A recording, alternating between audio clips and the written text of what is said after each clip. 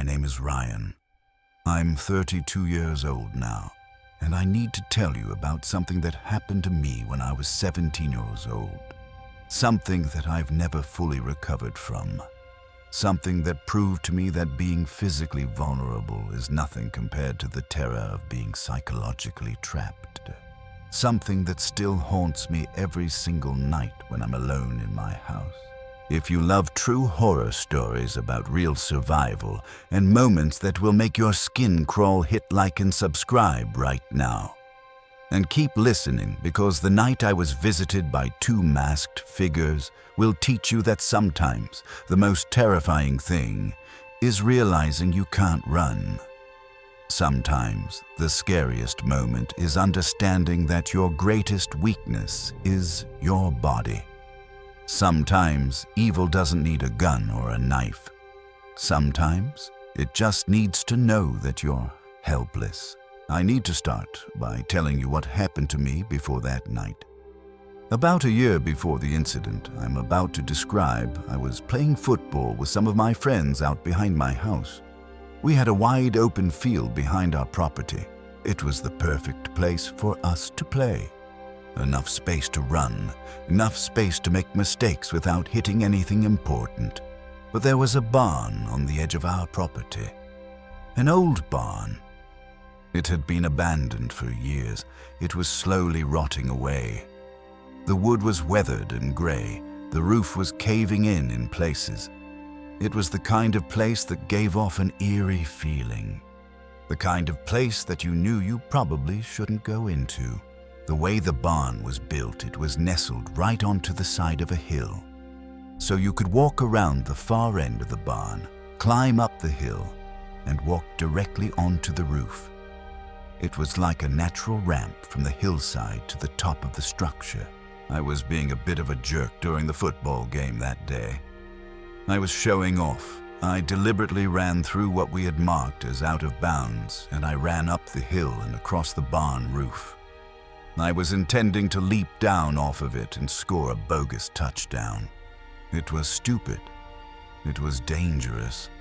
But I was 17 and I thought I was invincible. But due to the rain that had fallen the night before, the wooden roof beams were wet and soggy. When my weight came down on the old wood, it gave out completely. I crashed downward through the ceiling. I fell through the darkness and landed hard on some old farming instruments. There were buckets, there were horseshoes, there was a spare tire for an old tractor. I'm actually pretty lucky that I didn't get impaled by a pitchfork or something equally terrible. A lot of old farm equipment was stored in that barn, rusty metal implements that could have killed me instantly. To make a long story short, I broke both of my legs and dislocated my left arm and had a concussion. It was serious. I was rushed to the hospital and I spent 2 weeks there while they fixed me up. When I was discharged, I was in a wheelchair. The doctors said I would need months to recover. Months of physical therapy. Months of being unable to move around normally. My parents made the decision to keep me on the ground floor of the house during my recovery. There was no way I could navigate stairs in a wheelchair. There was no way I could get up and down safely. So they turned the living room and the kitchen into my space. That's where I ate. That's where I watched television. That's where I slept on a bed they set up for me. The first few weeks were actually okay. I was still on strong pain medication, so I was sleeping a lot. I wasn't really aware of how limited my mobility had become. But as the weeks went on and the pain medication was reduced, reality started to set in. I couldn't go upstairs to get my video games. I couldn't reach the microwave without using a long stick. I couldn't reach most of the higher cabinets in the kitchen. I was very limited on what I could do, and I began to feel very bitter about it. It was about 6 weeks into my recovery when this particular night happened. It was a Friday night. My parents had told me earlier that day that they wanted to go see the new Lord of the Rings movie that was playing at the local cinema. It was The Fellowship of the Ring. It had just come out and everyone was excited to see it. They asked me if I wanted to go, but I said no. I wasn't ready to be out in public. I wasn't ready to have people stare at me in a wheelchair. I wasn't ready to deal with the logistics of trying to fit into a movie theater seat while disabled. My parents said okay.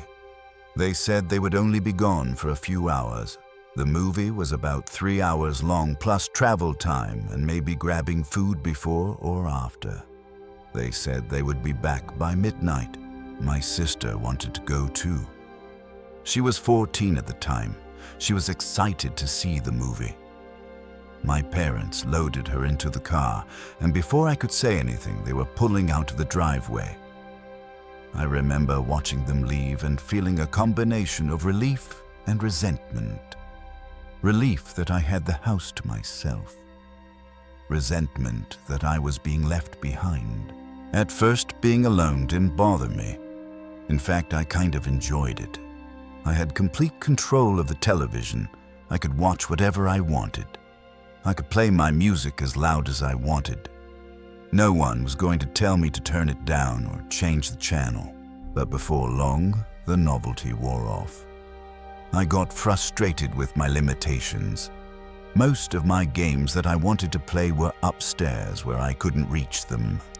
I couldn't get the snacks I wanted because they were in the higher cabinets. I was stuck on the ground floor with very limited options for entertainment. I rolled myself into the dining room without turning on the lights. I don't know why I did that. Maybe I was feeling melancholy. Maybe I just needed a change of scenery from the living room where I had been sitting all evening. I peeked out into the backyard through the dining room window. I looked out across the field and into the barn. The same barn where I had broken my legs. I'm not sure why I wanted to look back there. It was dark out and there wasn't much to see. But I'm the type of guy who always has to be aware of his surroundings in order for my mind to be at peace. I like to know what's happening around me. I like to have situational awareness, even when I'm safe. I looked out at the stars for a few moments. The night sky was clear. The stars were bright. The moon was full and illuminating the landscape below. And that's when I saw them. By the light of the moon, I saw two figures walk out of the barn and make their way toward my house. I froze. I didn't move. I didn't even breathe. Too nervous to even let the curtain fall back in place, I made myself stare back toward the approaching figures. They weren't just walking, they were holding hands. Both of them, linked together like they were on a date or something. I spoke out loud without thinking. I said, "Are those kids?" At first, I felt most of the fear melt away and was replaced by rage. Who were these brats trespassing on our property at 9 o'clock at night? We lived in a pretty secluded area, and it would have taken quite a lot of walking through the woods in the dark to enter our backyard from that direction. That's when I made my first mistake. I opened the window and called out to them. I yelled, "Hey, what are you doing?" Both figures immediately stopped in their tracks. They were still holding hands, but otherwise keeping completely still. They just stood there in the darkness, motionless, waiting. I called out again. I said, "Get out of our yard." There was perhaps 5 seconds of silence. And then one of them called out, and I heard a voice so calm and so measured that all the terror and fear came rushing back. The voice asked, "Can we come in?" The voice sounded muffled, like the person was speaking through something, like they didn't want me to hear their natural voice. At this point, my eyes had adjusted to the darkness enough that I could get a better look at them, and what I saw made my blood run cold. They weren't kids. They weren't even teenagers. I would say they were probably young adults, probably in their 20s or 30s, and they were wearing white porcelain masks, the kind of masks that you would see in a horror movie. The faces were frozen in sadistic painted smiles. The eyes were black and hollow. The expressions were evil and menacing. My response died in my throat. My hands began to shake. I couldn't speak. I couldn't move. I slammed the window shut immediately. I didn't think. I didn't plan. I just reacted. I wheeled myself fast back across the dining room and into the living room. I shut off the television and the lights, casting the house into total darkness. I rolled myself into the den. I got out of my wheelchair and crawled across the floor to the window.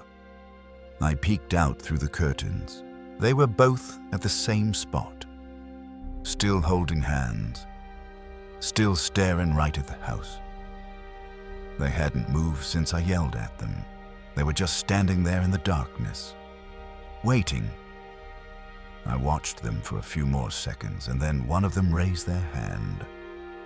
They waved at me, not in the general direction of the house, not like they were trying to get my attention in a casual way. Right at me. Directly at me. Like they could see exactly where I was sitting, like they knew I was watching them. I ducked back immediately.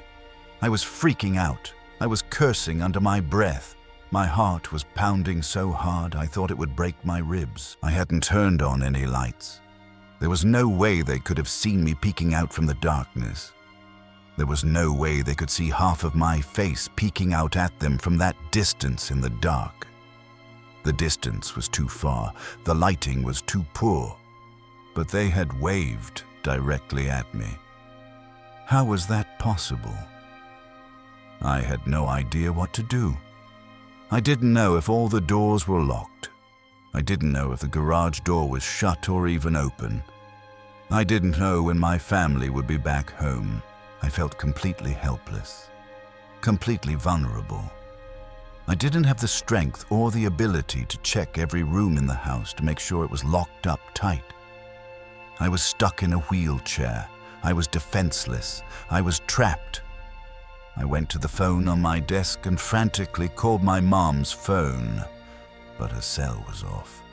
She was probably in the movie theater. No cell service inside. I tried calling my dad. Same thing. His phone went straight to voicemail. I thought about calling the cops, but I didn't know exactly what to tell them. Sure, there were 2 people trespassing on my property, but they hadn't threatened me. They hadn't attempted to break in. They were just standing in the backyard. Would the police even take me seriously? Would they think I was overreacting? Would they think I was a paranoid teenager making false reports? I didn't know how to put into words the sense of urgency and danger I felt. The way those masks looked. The way they had waved at me. The way they seemed to know I was watching. I crawled back to my wheelchair and rolled myself through the darkness and into the hallway that separated the living room and the kitchen. That's when I heard it.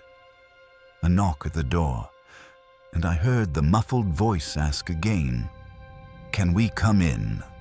My entire body went rigid with fear. They were at my front door. I turned away from the front door and made my way toward the stairs. I was intending to crawl up them on my hands and knees.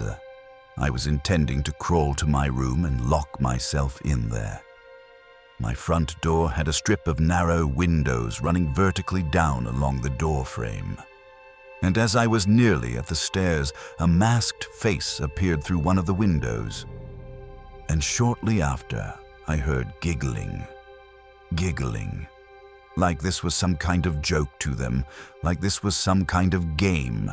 Upon making eye contact with the mask, the person crooked their head to the side. Like they were curious about me. Like I was some kind of animal in a zoo that they were observing. I froze like a deer in the headlights. All I could do was stare back at that awful mask. I remember it so perfectly even now. The white porcelain, the black hollow eyes, the painted smile. The mask disappeared from view. And that's when I noticed something that made my stomach drop. The deadbolt to the front door was unlocked. All anyone had to do was turn the knob and they could walk right in. I had no idea why it was unlocked. Maybe I hadn't locked it when I rolled into the dining room. Maybe my parents had forgotten to lock it when they left. It didn't matter. The fact was that the door was not secure. Then there was a knock on the back door, and another small, muffled voice from the back of the house. I could barely hear what it said because of the sound of my heart pounding in my ears, but I could hear that it was asking to come in. The same request, the same muffled voice. I shut my eyes and buried my face into my hands. I heard rattling coming from the back door. Someone was trying the doorknob. Someone was testing to see if it was locked. I'm not very religious, but in that moment I prayed. I prayed to whoever would listen. I prayed to God. I prayed to the universe.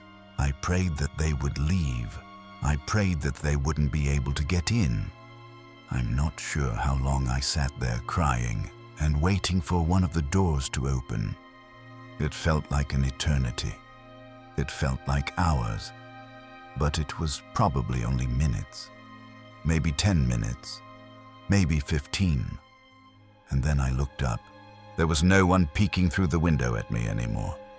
The rattling at the back door had stopped. The house was quiet again. I slid out of my chair and crawled slowly to the stairs, and then I crawled up them one by one. It was painful and difficult, but I didn't care. I just wanted to get to my room where I could lock the door. I made it to my room and shut the door and locked it, but I'm not positive about this last part. Right before I shut the door, I glanced down in the dark hallway, and I thought I saw the shadowy outline of a dark figure slowly tiptoeing up the stairs. I locked the door immediately and didn't come back out. I proceeded to suffer through the longest night of my life. I never heard anything else from either inside the house or outside. But I didn't sleep. I didn't move. I just sat in my room with my door locked and waited for morning. My parents and sister arrived after 1 in the morning. They had stopped for ice cream after the movie. By that time, my shirt was soaked through with sweat. I was pale and shaking. They thought by the look on my face that I had suffered a stroke or something. They nearly called the ambulance for me. I tried to explain what had happened. I told them about the masked figures. I told them about the knocking. I told them about the rattling at the doors. I told them about the figure I thought I saw on the stairs. But my parents didn't believe me. Why would they? There was no evidence that someone had broken in. There was no damage to the doors. There were no footprints in the yard. There was nothing to prove that anyone had been there. It was just so much easier for them to conclude that I had just had a nightmare, that I had imagined the whole thing, that my trauma from breaking my legs had caused me to have some kind of psychological break. I never saw those masked people again. I don't know who they were. I don't know what they wanted. I don't know if they were planning to rob us or hurt me or something worse. My legs have since healed. And even though I still walk with a slight limp, there was otherwise no permanent physical damage. But the psychological damage was permanent. If I had to choose, though, I would rather break both of my legs again just to avoid the feeling of helplessness and terror that I felt that night. The feeling of being trapped in my own body, the feeling of being unable to run or fight back, the feeling of being completely at the mercy of someone else. I still have nightmares about those masks. I still remember looking into the hollow black eyes. I still remember the sadistic painted smile. I still remember the way they waved at me like they knew exactly where I was. That night changed me forever. It made me hypervigilant. It made me paranoid. It made me understand what it really means to be vulnerable. And to this day, I still lock my doors. Every single door, every single window. I still check them multiple times before I go to bed. And I still sometimes think I see shadows moving in my yard at night.